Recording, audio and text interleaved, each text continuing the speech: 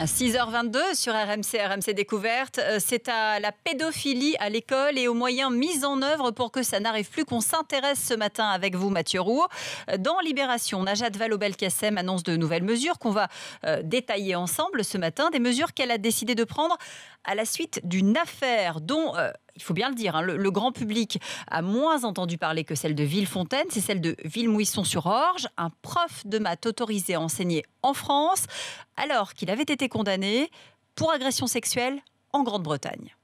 Exactement ça, et donc ces mesures vont permettre que cela n'arrive plus jamais, des mesures qui vont concerner les commissions mixtes paritaires académiques. C'est ce genre de commission qui a autorisé ce prof de maths à enseigner. Elles se réunissent à chaque fois qu'un dossier pose problème, et désormais, elles ne pourront plus revenir sur une décision de justice, contrairement à ce qui s'est passé à Villemoisson. La ministre demande aussi la plus grande fermeté. Je cite, « Tout comportement fautif envers un mineur doit être sanctionné et tous les agents du ministère de l'Éducation nationale ont l'obligation de dénoncer les crimes et les délits dont ils auraient connaissance auprès du procureur de la République. » Alors, pour aider ces fameuses commissions dans leur tâche, Mathieu, il y aura aussi, et ça c'est nouveau, des mesures pour favoriser la communication entre les services de la justice et ceux de l'Éducation nationale. Et là, c'est une conséquence de l'affaire de Villefontaine, une affaire qui a débouché sur une loi dont les décrets viennent d'être publiés. La justice doit maintenant communiquer aux commissions mixtes paritaires académiques tous les documents dont elles estiment avoir besoin